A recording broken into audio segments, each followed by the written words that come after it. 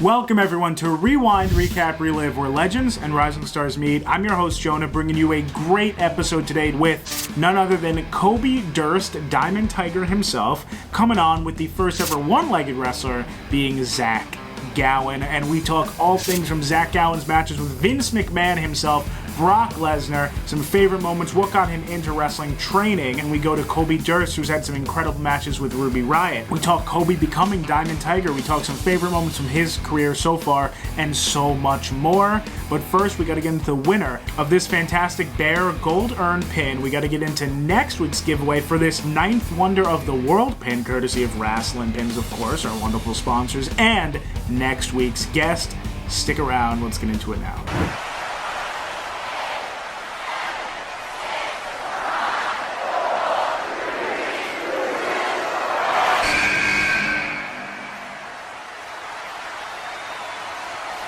Congratulations to the winner of the Bear Gold pin and some stickers. We will be sending it out to you shortly, and we have to talk about what I am wearing. Like I was saying, not the tux, not the bow tie, but the 9th Wonder of the World pin right there. You have the chance to win it. All you got to do is comment right down below, hashtag R3 giveaway, and you will get some stickers along with the pin itself. Trust me, it's worth it. It's one of my favorite pins they've released so far.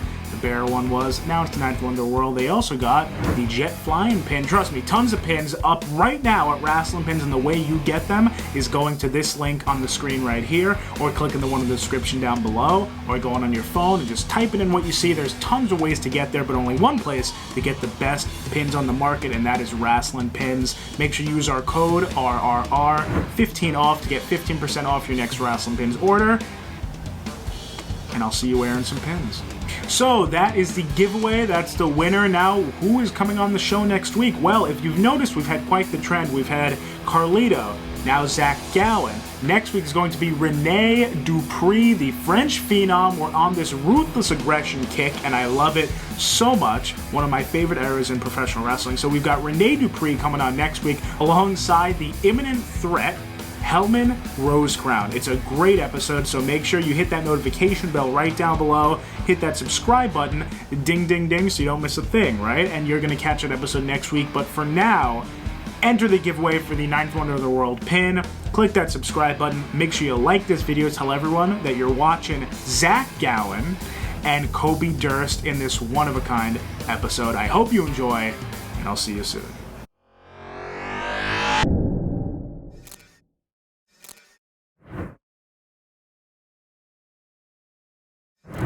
Our first guest has been wrestling for about 5 years now, been in the business for 10. He's wrestled for promotions like Alpha One, Black Label Pro, and he's held both of their world championships, respectively. Please welcome Diamond Tiger himself, Kobe Durst. It's great to have you, Kobe. Thanks, man. Good to be here. In the blue corner. Yep.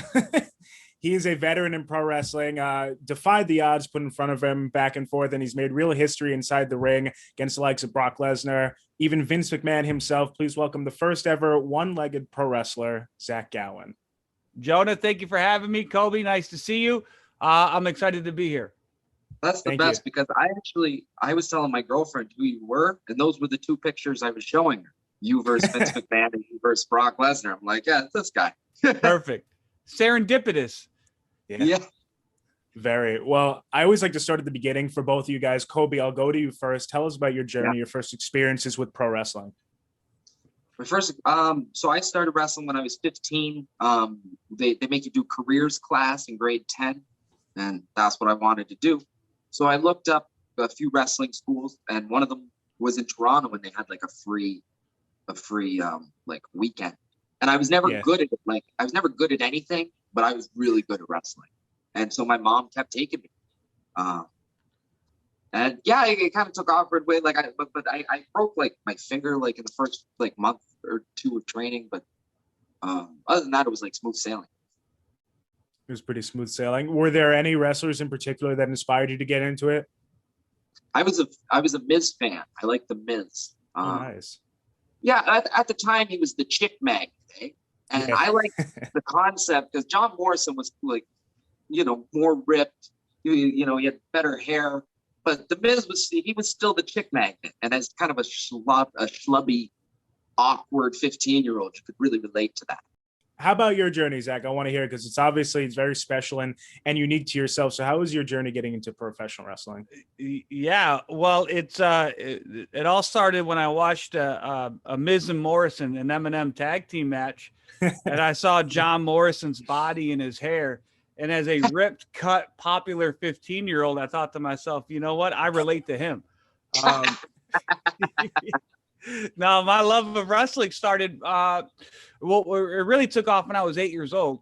And to put it into context, this is when I was battling cancer, and I just had my left leg amputated as a result of that battle. And even though I lost my leg to cancer, by the grace of God, I'm 30 years cancer free, and I'm hopping around on one leg, and I'm still doing what I love and what I'm passionate about. And I feel very, very blessed and fortunate to be able to say that.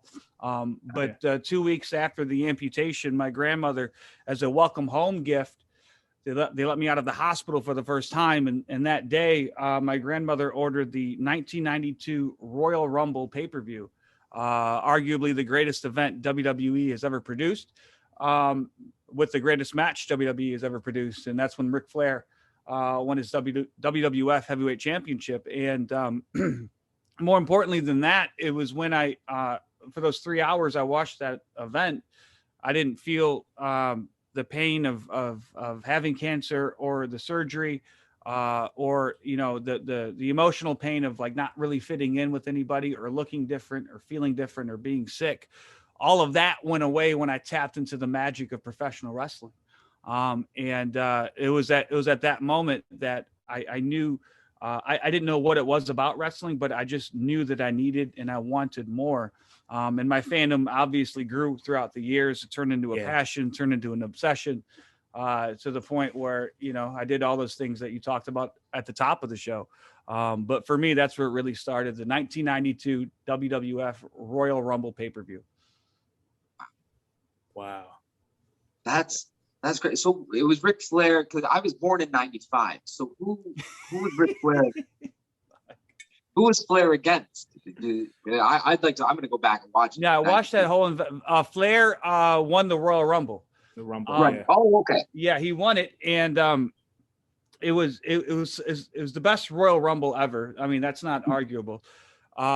He came out. He was the third competitor, and the whole story was Bobby Heenan on commentary with Gorilla Monsoon, and how it wasn't fair to Flair that he came out third and he just like survived, but also historical context of all of those wrestlers like Kerry Von Erich and other wrestlers that Ric Flair had history with, that they kind of teased and didn't directly acknowledge, but just the history of everybody in that ring, plus the actual work and the booking of the match was just absolutely incredible. And you definitely go back and watch the entire pay-per-view, because from top to bottom, the opening tag match to the main event was just incredible. In my opinion, the best show that WWE had ever produced, including all of the WrestleManias.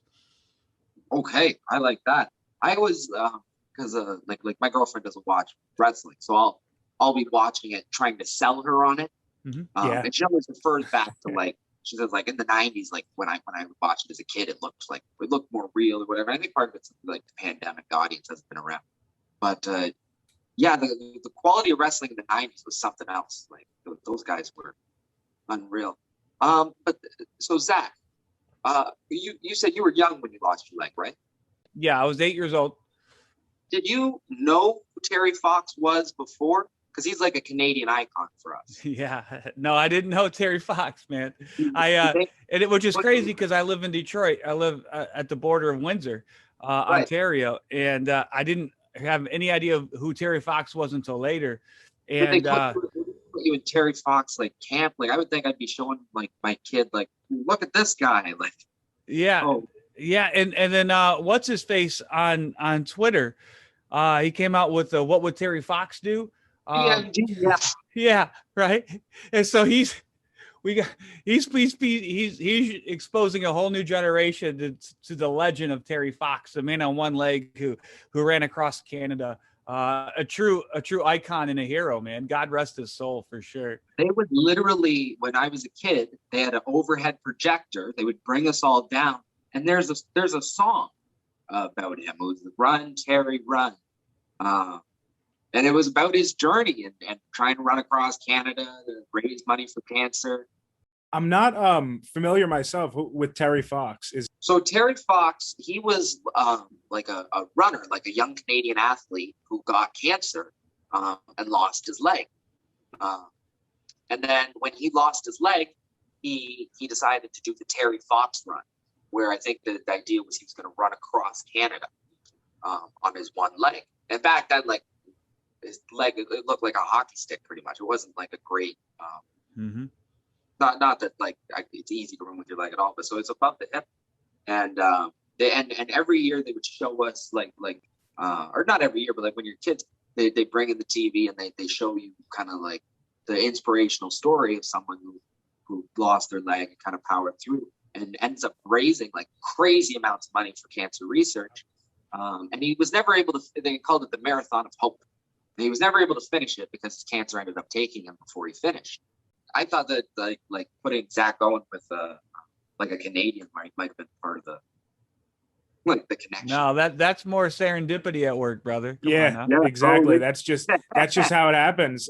Zach, I want to go to you now, and I wanted to know, so after you had your leg amputated and you knew that you wanted to be a pro wrestler, was it challenging at all to find a trainer? What was that experience like? I had to get really creative, man. You know,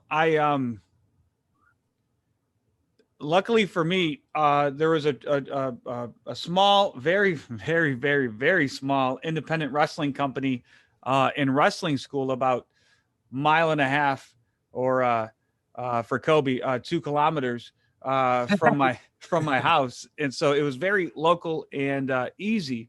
The fear that I had was the owner of the school wasn't going to let me train because I have one leg. Again, this is something nobody had ever seen before. Right. So it's like, what if Zach gets hurt, you know, or what if, you know, like our audience doesn't respond to him, or what if they think he's grotesque, or what if they exposes the business on a level that we've never seen before, you know? So these are all questions that I'm thinking that the owner of the wrestling school and the promotion is going to think to himself. So I walk in there a week before the class starts, and I wear pants and I have a cane to hide my limp. I'm just hiding the fact that I have one leg.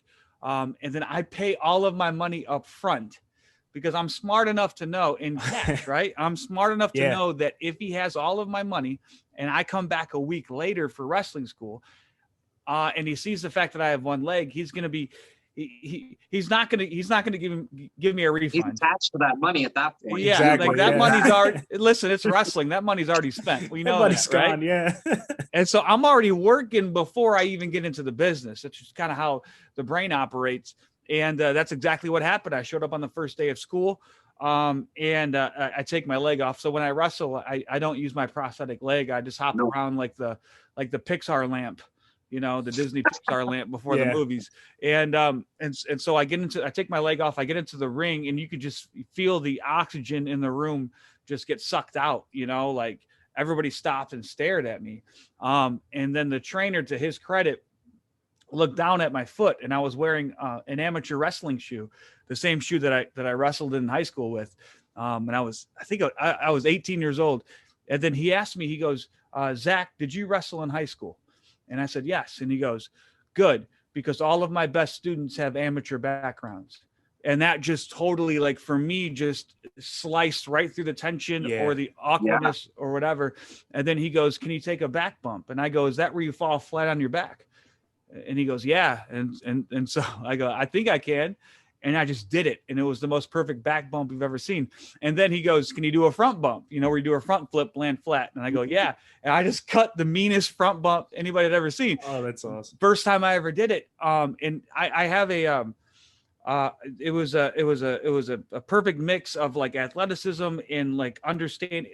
I can, from a physical standpoint, even though I'm missing a limb, if I see somebody do something, I can emulate that from a physicality standpoint. And I'm lost in that, and I balance, and I'm a naturally good athlete. And so all of those components kind of work to my favor. In the wrestling, the training part was easy. Like it, Yeah. people ask me all the time, they go, how do you wrestle on one leg? And my answer is, I don't know. I've never wrestled on two. Like I have no context, It's you know? perfect. Yeah. And so all of like the physical stuff came very, very easy.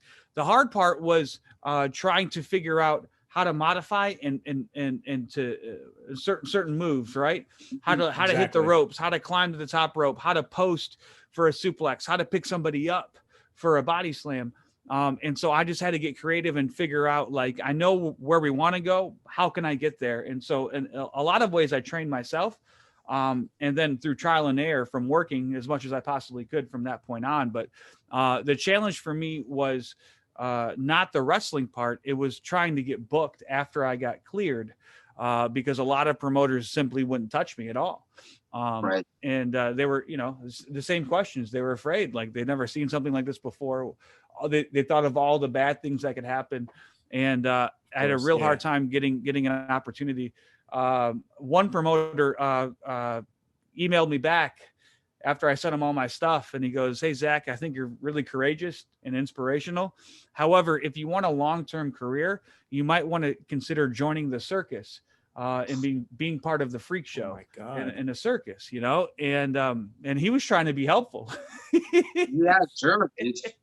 That's his perspective. And then just like that, TNA happened and then WWE happened within a year of me having my first match. So, so it's been a wild ride, dude. It definitely has. Because that was before social media too, right?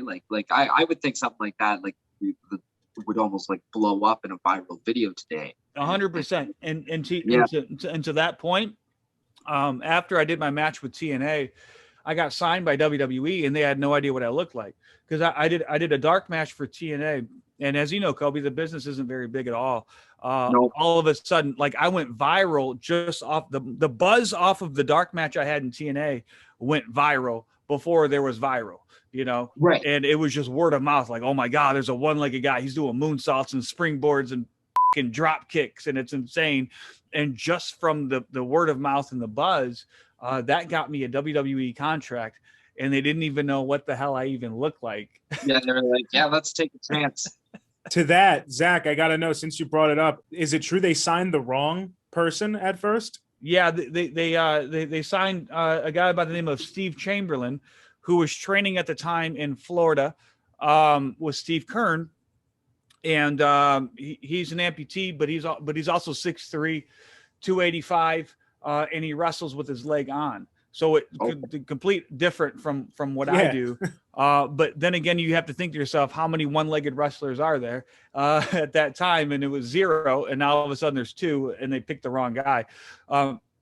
They didn't take the contract back, did they? Yeah, they had to release him. And I think they gave him, which is heartbreaking for him. Of course. I think they gave him like a nice severance kind of deal as well. Sure. But still, man, if that's what you want to do, that you're so close and then it's gone. But a cool full circle moment, a couple of years. So Steve Chamberlain went on to, he runs a nonprofit where he helps people get their prosthetic legs. And because insurance, even if you have insurance, and great insurance, only covers 80% of a leg. My leg that I'm wearing now costs $50,000. So that means I'm responsible for 20% of $50,000, and you can do the math, you know? Yeah. And so I don't have 20% of 50 G's in my back pocket. I don't know about you, Kobe, but I don't. And his organization actually helped me get the funds to get the leg that I'm wearing now. Which was crazy, because you think, all right, here's this guy who took my dream away. And then, 15 years later or whatever, he's helping me get mobile and getting new technology and improving the quality of my life, man. So it ain't nothing but love for Steve and what he's doing. I think his charity is called 50 Legs, 50legs.org. Check it out. And if you want to contribute and help out, man, it's a great cause. Yeah, definitely. Shout out to 50 Legs. Absolutely. Kobe, I want to throw it over to you now and hear a bit about your training. I believe it was with Rob Fuego, right? Yeah, Rob Fuego at Squared Circle Wrestling was where it started. And it was a good school. They had like 2 rings kind of side by side in a warehouse. So I trained there from the time I was 15, and then they gave me my green light like when I was 16. And then when I was 17, I was like, hey man, like this is 3 hours one way from my house. I found it wasn't as reputable of a school, but there was a guy who wrestled as Harley Davison in Kingston, Ontario. And he ran a promotion called Ontario Championship Wrestling. And he had a ring in his garage, and he was a former military guy. And what was cool about him is he had like his house was like almost like a reality show. Like you go in and he had like half of his roster lived with him. He had a referee. He had like just colorful characters, right? Because it's pro wrestling. Like you have all sorts of people. So he'd show up and kind of wrestle around, and they were very good to me. And what was good is because I'm only 16 years old or 17 years old. Nobody wants to book me because I'm a kid, right? But they ran monthly shows that drew about 80 people at a Lions Club. And they would put me on, and they gave me the gimmick Marty Michaels.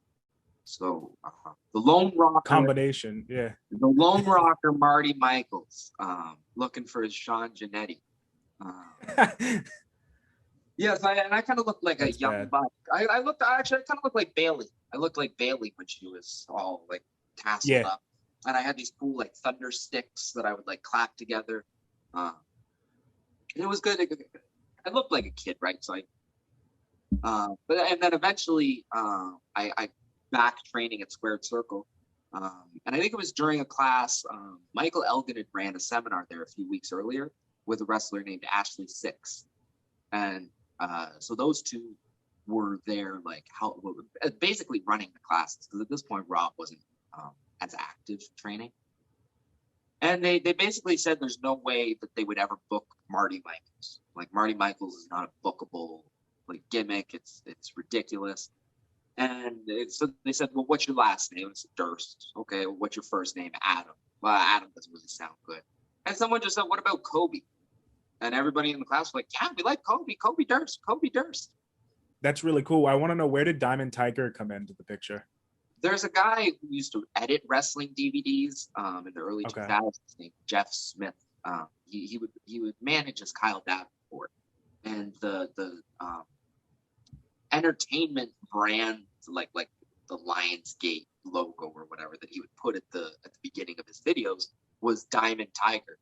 And when I first started, it was almost like a rib because I was like this young guy, and Jeff, he always had like a different wrestler that he kind of would like back and like tell all the promoters. And I was that wrestler at the time. So people would kind of make fun of me, go, oh, that's Diamond Tiger, Kobe Durst. That's Diamond Tiger's boy, Kobe Durst. So then eventually they started calling me Diamond Tiger, Kobe Durst. Yeah, in my head, I kind of like, because I didn't really know what it was at first. Like people were saying behind my back. I thought it was kind of like Diamond in the Rough with the eye of the tiger. Yeah. I agree. Yeah, I would think that too. How I think of it, but that is where it came from. Diamond in the Rough is what I thought when I heard Diamond Tiger. Yeah, well, and it's true. Like Ontario was almost like a black hole for good wrestlers. Like we just disappeared. I hear that still today. There's so many Canadian wrestlers who just can't get that opportunity. A lot of good wrestlers. Well, a lot of the time, it's like fear of crossing the border. Like I had once where like they pulled me in. I was going over for like a 420 show on a Thursday, so April 20th, and they pulled me in, and you're supposed to have a sheet essentially that says that you're not working for any money.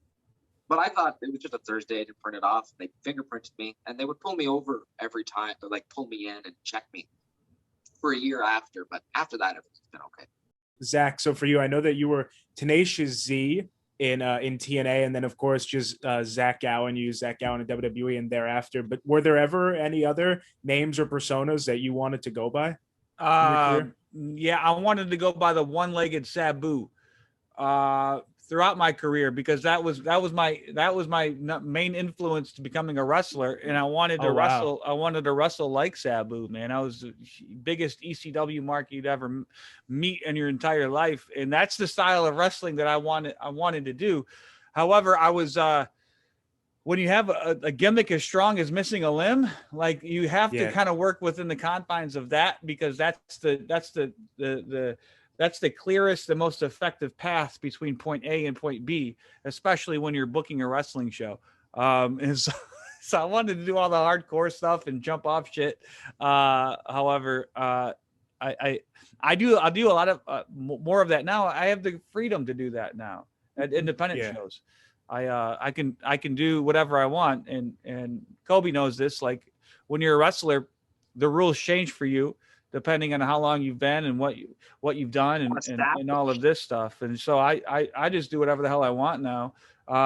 So promoter books me, you know, what obviously though, without stepping on the toes of the promoter, you know, because ultimately he's the boss, right? So if he says, Zach, hey, you know, your match, you know, 2, and you have 6 minutes, I'm not going to go out there in the second match of the evening and go 20 minutes and jump off the bar and jump off the guardrail and jump off the balcony. I'm just not going to do that out of respect for the other wrestlers and the promoter who booked me. So there's always like, there's a lot of, you just kind of have to get in where you fit in, make the promoter happy, make the fans happy, make yourself happy. It's a balancing act. Well, Zach, so you mentioned that after your match in TNA, one of your matches there, it went viral before viral was viral. So you knew that WWE was looking at you. What was the feeling of finally being signed once they gave you the contract? Oh, it was amazing and overwhelming and just incredible, man. You know, they put I mean, that's especially at that time too, because there was no other place to work. WCW just got bought up. ECW was gone. I had no intention of really living in Japan or anything like that. You know, so if I wanted to make good money and have good exposure, WWE was the place to be. I never thought I'd get to WWE. It was never a thought or even a goal of mine. My goal when I started wrestling was to be a high school math teacher who, on the weekends, moonlights as a professional wrestler. And that's all I really wanted to do. And so sometimes you just got to ride the wave, you know? You never really know where it takes you. And I found myself at, you know, 3-year contract and a whole lots of money, you know, a whole bunch of money at 20 years old, a lot of fame, a lot of eyes on me, finding myself at, you know, First Mariner Arena in Baltimore, Maryland, in front of, you know, freaking 12,000 people, you know, hanging out with Hulk Hogan and Vince McMahon and Roddy Piper and those guys. It's just like, what the fuck, man? It's just incredible, you know?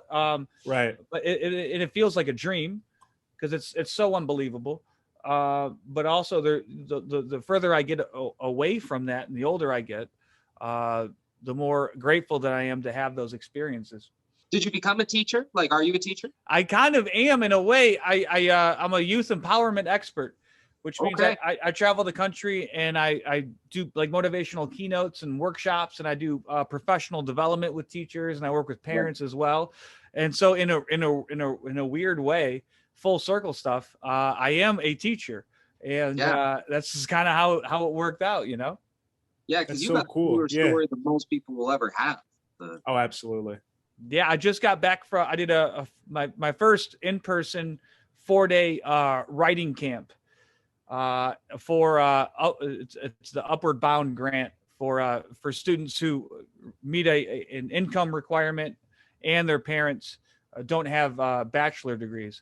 And so they provide this grant that provides them with resources and tools as they move throughout their high school career. I just got back from a 4-day in-person camp in the panhandle of Oklahoma, middle of nowhere. And it was just so refreshing, man. It's been over a year since I've been in person with students. And so to be shoulder to shoulder with them and to connect and give hope and give them resources and tools as they navigate through their lives, man, absolutely incredible. You know, what an experience to be back out on the road again and to be making a difference in a lot of lives, you know? I mean, that's really what it's all about. Yeah.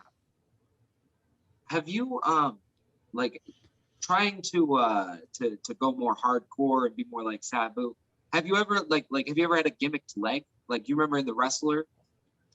Yeah. Like when you used the guy's leg in the audience? Yeah, no, I never did that, man, because they're too expensive for that. No, that's what I figured. That's the thing. Like a cheap version, I can't. Sometimes I did back in the day use it for a finish when it was like a super independent show, and it was kind of a spot Right. show, a one in, one out type of deal. Mhm. A finish I used a lot years ago would be the I kick out of the heels at the end of the match, kick out of the heels, big move. And the heel just loses it, right? He's so frustrated that he can't put me away. He slides out, grabs a chair, and just says, screw it. I'm going to beat Zach with a chair. Goes to hit me with the chair. The referee will grab it, right? And all of a sudden, there's a little bit of a tug of war between the wrestler and the referee and the chair and all of this. And while that's going on, I kind of sneak to the side of the ring, grab my leg.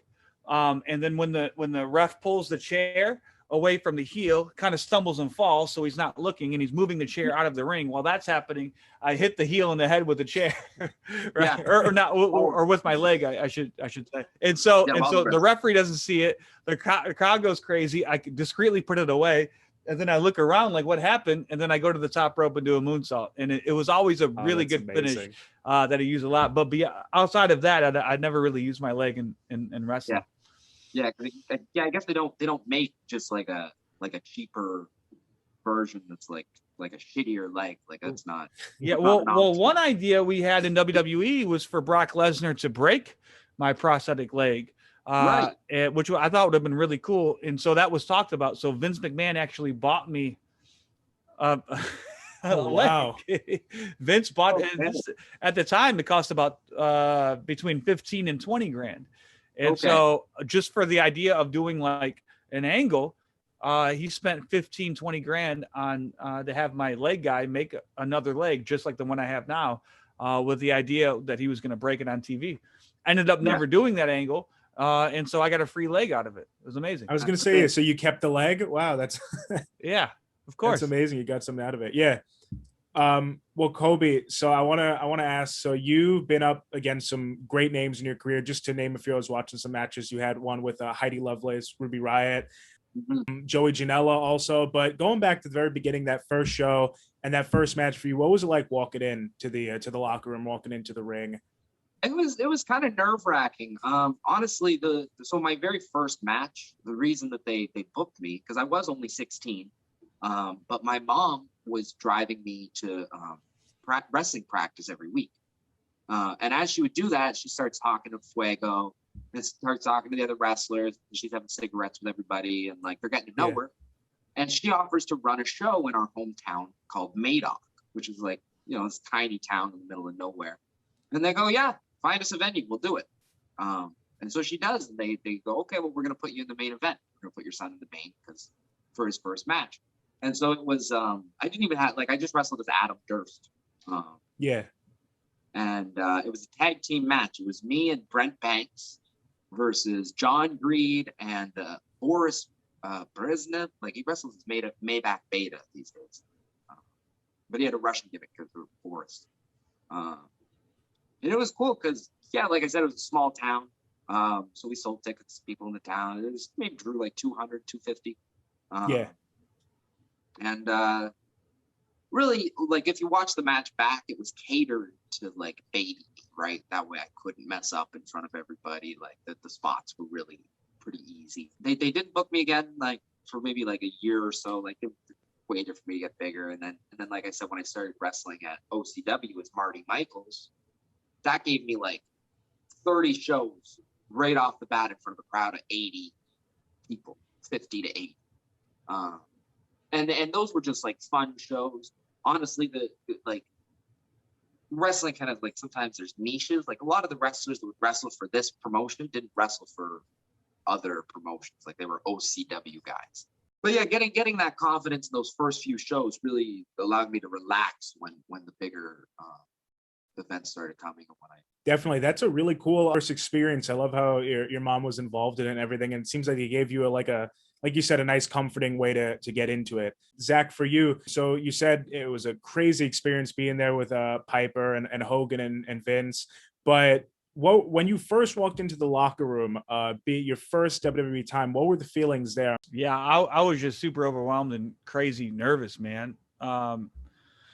I think Rhino was the first person I saw, and Rhino, I knew Rhino before, another local Detroit guy, and so he kind of grabbed me and walked me around and introduced me to everybody. there's two things I remember. Number one is I walked into the locker room and Sean O'Hare was on the ground with his legs V'd out and he was stretching. And I looked at the size of this man and I thought to myself, I've never seen a bigger human being in my freaking life. Like he was just so large, right? And then my other memory is walking into Hogan's dressing room because we had to go over the angle of what we were doing that night. And so I walk into Hogan's dressing room and to the left, I see Vince McMahon. This is the first time I'm meeting Vince, you know? So I'm like, holy shit, that's Vince McMahon. And I'm like, hey, I'm Zach. Thanks so much for having me. I'm excited to be here. You know, he's like, oh, I'm glad you're here, kid. And then to my right, I see Roddy Piper. And I'm like, holy shit, that's Roddy Piper. And then I'm like, nice to meet you, sir. I'm so happy to be here. And he's like, oh, come on, kid. It's going to be great. Nice to meet you. You know, just like, I'm just like, this is nuts. Awesome. Right. So now I'm looking around for Hulk Hogan and I don't see him. And then I hear the shower turn off. And then out comes Hogan in flip flops and nothing else. Naked as the day he is born, walks up to me. How you doing, brother? Nice to meet you. Glad you're here. Right. And I'm just like, what the hell is happening right now? Like, this is insane. Naked Hulk Hogan in front of me, Vince McMahon to my left, Roddy Piper to my right, man. And I'm just like, this is absolutely insane. What did I get myself into? Oh my God. And I was going to ask if you had any words with them before the angle, and but that trumps anything. Yeah, we had words. We had words and then some. Yeah. Well, Kobe, to go back to one thing I mentioned, a match you had with Ruby Riott or Heidi Lovelace. Unfortunately, really unfortunately, she was just released from WWE. That was a big one. But I'd love to hear how that experience was for you in the ring with her. And I hear that you're a big proponent for intergender matches as well. Yeah. Like one of my favorite wrestlers was Andy Kaufman. Okay. When he used to wrestle the ladies. I thought that was hilarious. Women aren't smart enough to beat me at a wrestling match. Like what? That's so. And I like anybody from like different. I like all eyes on wrestling. So the idea that he's from a different world and brought people to watch wrestling, I can that appreciate exposure. That. Yeah. Or like people like David Arquette. I want everybody to appreciate wrestling. So I like that. But so yeah. So I right away, like I always thought intergender wrestling was super cool. And because I was so young when I started training, they would put me with the girls a lot because I was smaller than a lot of people in the class and gentler, to be honest. Like, so Heidi and I, our first match, I show up and I think the bottom rope broke before the match even started. This was the first time we wrestled each other. And it was just like, the intensity was super high. Like I showed up pretty amped up that day. And we had a good first match. So then Ethan, who runs Alpha, was like, oh, we're going to keep doing this. And then we had the Falls Count Anywhere match, which like, so we end up fighting all around, and that match gets so out of control. Like she's up on the top rope. I do the sabu with the chair at her, and she stumbles when it happens, and the lip of the chair hits her right on the head. And I don't know that she's cut. And even thinking back, like to do a sabu with the chair while someone's on the top rope, like is a reckless thing to do. Like I wouldn't do it now, but that's what we did. And I grab her to come up. When I pull her hair, it really opens up the cut. So she starts bleeding everywhere. And we already had to finish the match, which was a pile driver off the bar through a table, which was the first time I had ever done that. And then that really lit the rivalry off. So then we had the third match for the Alpha Male Championship, which was cool because she was the Alpha Male Champion. It's really cool. Yeah. So I'm hoping that like, obviously I would rather wrestle her at WWE, but I'm hoping we can wrestle again now that she's back. Right. But I don't think she'll be on the Indies for too long, to be honest. I agree with you. I don't think so either. She was amazing, but that's a very cool story, the rivalry there.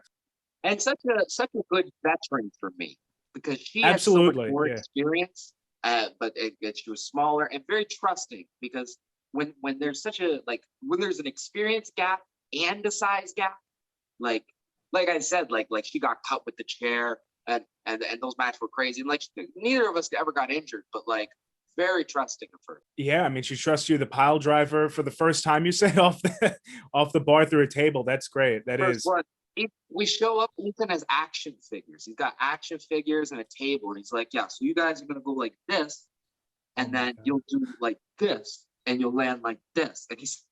And we're watching his action figures. Zach, you were involved in a great intergender match, that handicap match, which really, when I was growing up, I remember seeing that on YouTube. I think I started watching wrestling myself in like 2006 when I was like 8 or 9 years old. And I remember seeing that on YouTube, that match, and I loved it. And I'd love to hear any memories you have of that, maybe working with Stephanie McMahon, because not many people could say they did that. Right. Yeah. Well, Stephanie is an angel, man. Like, just an absolute. I don't even think she has shoes. I think she just floats above the ground as she moves, brother. Like, she's so beautiful and talented and well-spoken and a great leader.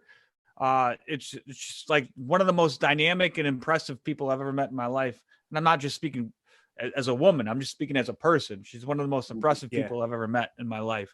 So it was an absolute pleasure to share time and space with her. The match with the Big Show is that's my biggest WWE moment, man. That's for me, my favorite moment.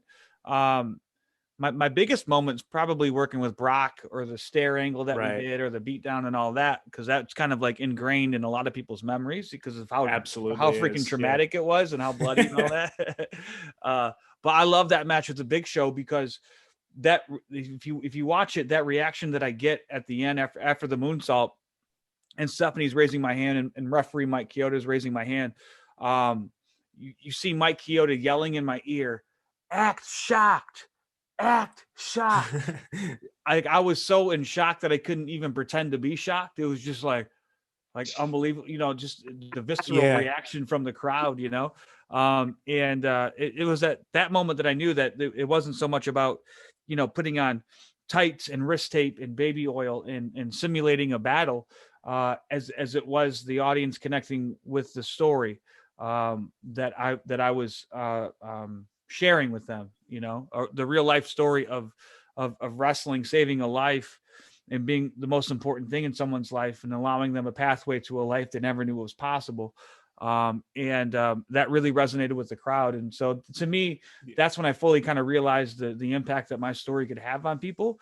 And that's why it's the biggest moment of my career. But the match itself it was basically like a 5-minute angle. We had run-ins and we had this, that, and the other, and it was all like smoke and mirrors.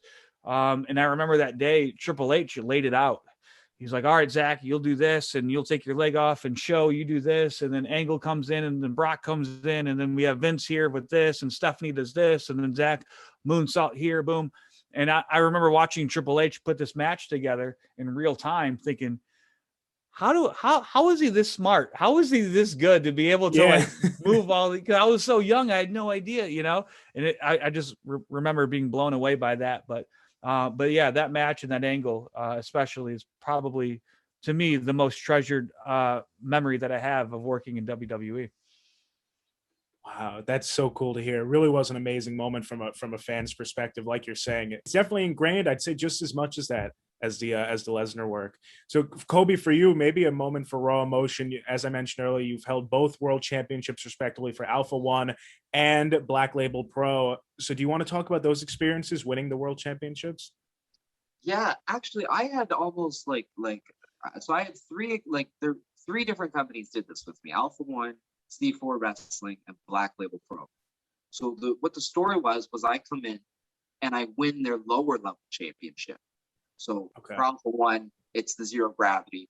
For C4, it's the underground championship, and for Black Label Pro, I think it's like Indiana State champion.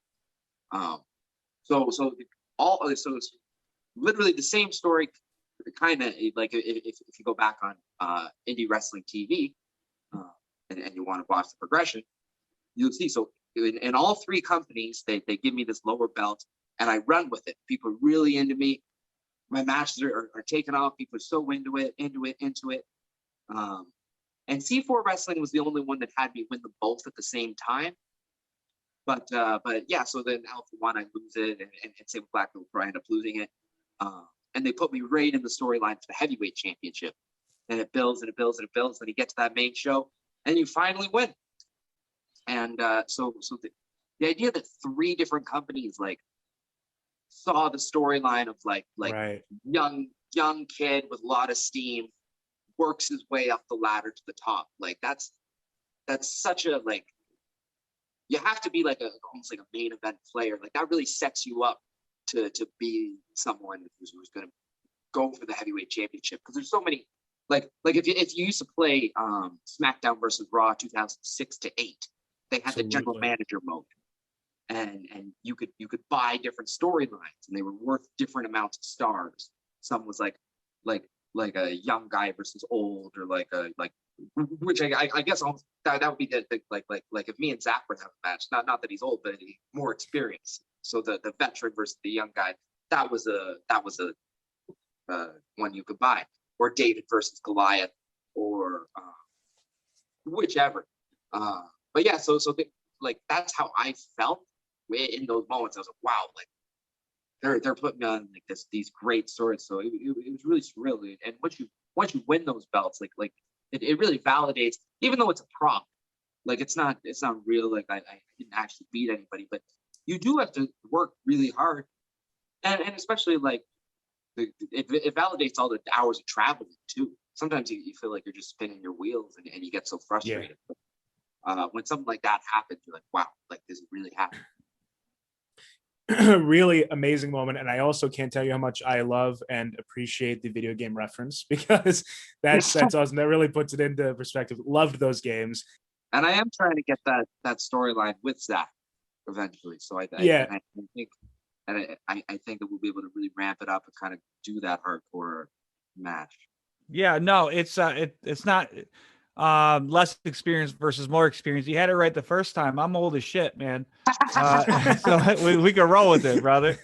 Call a spade. You know what I mean? Yes, sir. Zach, I want to get into 2 more big angles with you. The first one being your match with Mr. McMahon himself, Vince. Now I can't even think how much pressure could have been on you for that. Honestly, it's such an amazing moment. Can you take us through that? Obviously it was a long storyline, but the match itself, maybe. Yeah, absolutely. It was a lot of pressure, man. Because if you think about it, up until this point, I have one leg, and I have about maybe 35 matches under my belt. And I'm still in my first year as a professional wrestler, and they said, let's put him against a 55-year-old non-wrestler who happens to be the owner of the company in a semi-main event on pay-per-view. Yeah. Like it's the most ridiculous thing you've ever heard in your life, if you kind of look at the context of it. But the match itself, I felt very comfortable in the match because I was so young and immature, or I was immature. There's no question about it, but young in the sense of experience, like Kobe was talking about. And Vince is a non-wrestler. We laid that match out like weeks in advance, and we would they would fly me to New York, and we would practice it in the WWE ring in New York. And then the day before the pay-per-view, they rented out this community college and set up a ring just for me and Vince to practice the match. It was the most surreal thing ever. And when I was a kid, I used to think like that's how all matches are. That must be how wrestlers remember how to do this, that, and the other. They have to like go somewhere and practice it all the time, like it's an act or something. You know? But that's not the case at all. Like this is very special. The fact that they did this, so they invested a lot into making the match as good as it possibly could be. I thought so while I was in the ring, because the nerves for me come from when I was a younger wrestler. Come from like forgetting where I was or what to do next or where to go or how to emote and all of that. Now that I've been around for close to 20 years, it's not even a thought anymore. And I just go out there and just send it, you know, and just ride the wave, which is it's awesome. As you progress through wrestling, you get way more. Oops, I didn't mean to hit my mic. You get way like a way bigger sense of freedom and creative control. With that, and because you know who you are, you know what the audience expects, what they react to, what they don't, And then when the unexpected happens, that's like almost an opportunity to make some more magic, you know? So like, you can't really mess up, you know? So the fear was when I was 19, 20 years old, I was going to mess up. But the match itself was good. And considering all the variables, and at the end, he gets split open like hard way. And there's blood, like a geyser shooting out of his head, which was kind of scary, you know, like, oh my God, there's Vince McMahon, the boss, his head split open. Now, if that would happen to me now, I would have like milked it, you know, I would have grabbed the blood and just like Brock Lesnar myself and just like, I would have turned it into something cool, but I was just kind of panicking. And I thought the finish wasn't the right finish. I thought it was a bad finish. But you just do what, you know, hey, when Pat Patterson and Vince McMahon tell you what the finish is, you roll with it, you know. When you're 20 years old, yeah, exactly. But other than that, man, it was great. It was in Denver, Colorado, the night before, at my hotel. Do you remember the band Tattoo, the two girls from Russia? I don't. All the things she said. Okay, this is not enough, right? That song was like number one in America, and that was actually Victoria's theme song in the mid 2000s in WWE. What a cool fact! Wow. Yeah. So one of the Tattoo girls was outside of the hotel, and the tall redhead one, right? And I'm like, oh my God, dude! Like, I want to try to hook up with the Tattoo chick, you know? And so I walk up to her, and I go, hey, what's going on? She was smoking a cigarette, and I go, how am I going to introduce myself? So I walk up to her and I go, hey, do you have an extra cigarette? You know, I didn't smoke, but like, she's like, yeah, sure, whatever. So she pulls out a cigarette and hands it to me. I light it up. Immediately start coughing. And I'm like, so what are you in town for? And she's like, oh, you know, we're performing at the Pepsi Center or whatever. And then I said, oh, really? That's what a coincidence. I'm performing at the Pepsi Center tomorrow, you know? And then she looked at me and she goes, okay, cool. Wow. And she walked away, right? She was done with the conversation. But like, done. But hey, man, shooters got to shoot. You know what I mean? I had to shoot my shot with the Tattoo chick. But yeah, the whole weekend, the match was insane. That's crazy. And it was then they sent me a check for that match a few weeks later, and it was the most zeros I'd ever seen on one single paycheck in my life. Wow. You know, like it was just so stupid and surreal and crazy. Yeah. You know, now I had to do an extra like bit once for WWE. Like, it was just one Raw TV taping. And then I was on, like, Chris Jericho was looking for his scarf in a segment with Kevin Owens, and I was a guy in a hallway. And that's really cool. But the checks that they send you after that, you're like, holy shit. For being a guy in a hallway, yeah. For nothing, yeah. Literally. Well, Zach, last question about somebody you really worked with big was Brock Lesnar. He's kind of nowadays, he's like a mystery to the fans, and you worked with him quite a few times, so I'd love to hear. And early in his career, obviously, how was that experience? How is Brock Lesnar? Oh, it was amazing. Brock's the best, man. I love Brock Lesnar to death. Yeah. He kind of like what Kobe was talking about earlier. I trusted him with my body, you know, to take care of me. Yeah. And at the time, I had so much heat in the locker room that if he legitimately hurt me, he would have suffered zero ramifications.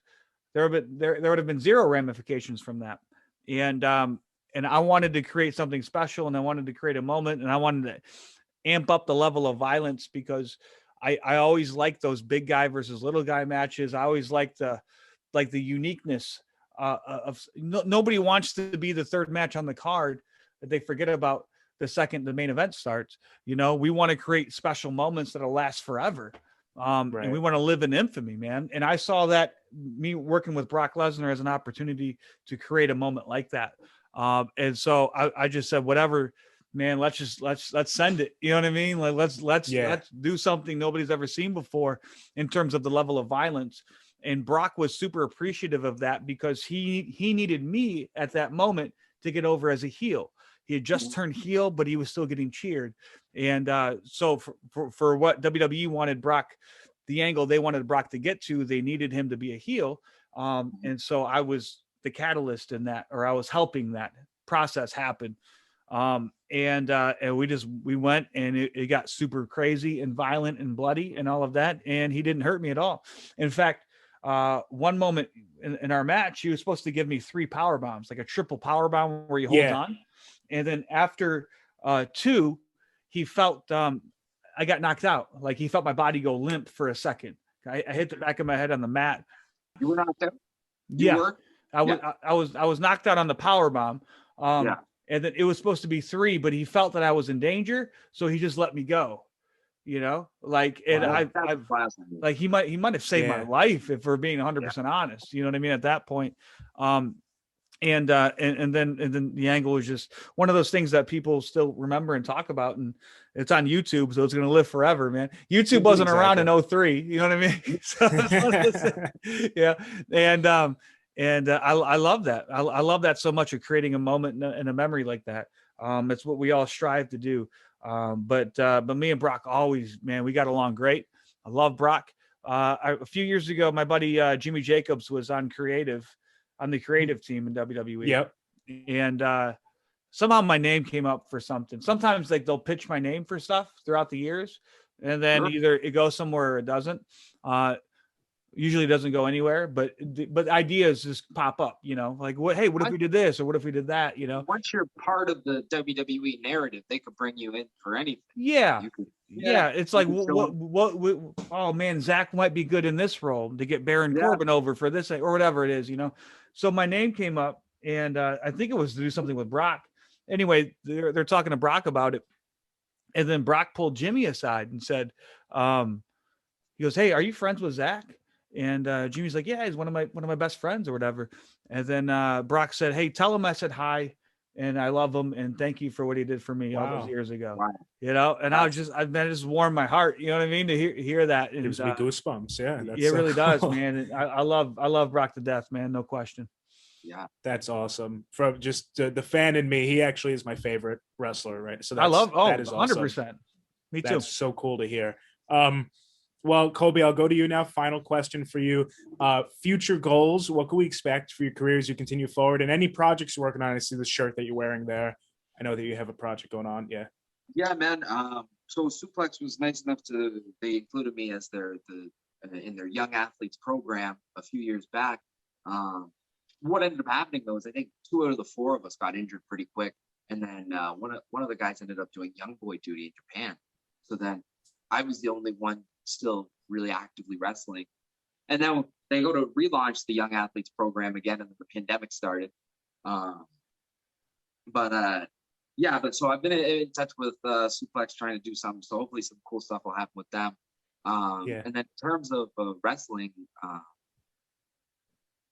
I got my full-time job that's kind of kept me going during the pandemic. Monday to Thursday, I load garbage. And I'm gonna keep wrestling Friday, Saturday, Sunday until I can get a contract. That's all I've ever wanted, is just a wrestling contract. So the dream is always, of course, you want a main event to WrestleMania someday. But for now, the goal is a contract. Somebody to write my name on paper, say you are with this company. So we'll do what we got to do until we can get there. Absolutely. I can't wait to see the day that you get it. I really can't. Thanks. And Zach, I'll throw it to you. Final question. If we could what can we expect for your future, whether it be wrestling or outside of the ring? And if you have any advice for Kobe as he continues his career. Hell yeah, man. Man, I got no plans except to be better than I was yesterday. And it's that simple. You know, I've been grateful enough to accomplish everything that I've wanted to, and then some in wrestling. And I don't say that lightly, you know, because as Kobe knows, there's so many guys and gals out there who are just struggling, who just would kill for any of the opportunities that I've been blessed to receive, you know? And so my respect for young wrestlers on the grind is immense, absolutely immense. And I know how tough that road can be. And I know the heartbreak, man. A lot of people, what a lot of people don't understand is the heartbreak that comes with that, because there's a lot of talk, right, Kobe? A lot of, hey, brother, are you available for this? And I was thinking about this. And then all of a sudden our brains are like, dude, this could be something. And then it's gone, You know, there's so much of that in wrestling, and in real life too. Right. But That's a lot true. of a lot of it's in wrestling. And so for me, I'm wrestling a lot more now, man. I took a year. The last match I had was March 5th, 2020. And then I got back on the road to do a tour in Alaska about a month ago, for Okay. Wrestle Pro Alaska, which was insane. And the only reason I did that tour was so I could bring my family and we could like experience Alaska as a family Yeah. together. Wrestling's so cool. Yeah, man. And Coolest. and I got back in the ring, and I really had no interest of of wrestling, but like getting back in the ring and feeling the magic and just the physicality and the crowd reaction, that really reignited my love of wrestling. And I'm like, oh, I have to do more of this now. It's that simple. I've been a wrestler since I was 18 years old. I do a lot of other things. I'm 38 years old now, but the foundation of everything that I do is professional wrestling. And so now my calendar's filling up like a lot.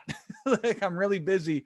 That's And cool. I'm in good shape and my body feels good too, which was another issue that I had. I'm like, I'm 38 now, man. Like, is my body going to be able to hold up? But by the grace of God, man, I feel great and I'm moving great and my matches are good too.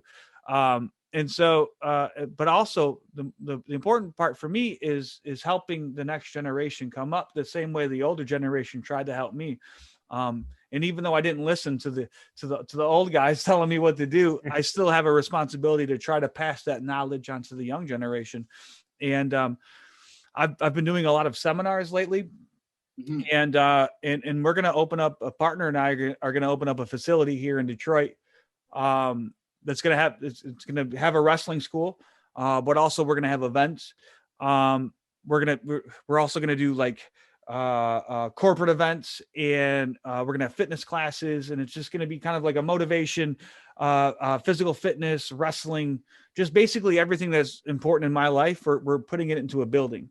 And we're going to, Kobe talked about Ontario being kind of, listen, man, Detroit's awful right now. The scene is awful, bro. I can't like dance around it. It's the worst I've ever seen it in terms of shows, talent, and just like, I get depressed when I see these flyers on my Facebook. Yeah. You know what I mean? And so I love this industry so much, and this industry has given me so much that I feel an absolute responsibility to help build it and raise it and get it to a level where it needs to be, especially in this area. And so we're starting something that's gonna help get it there.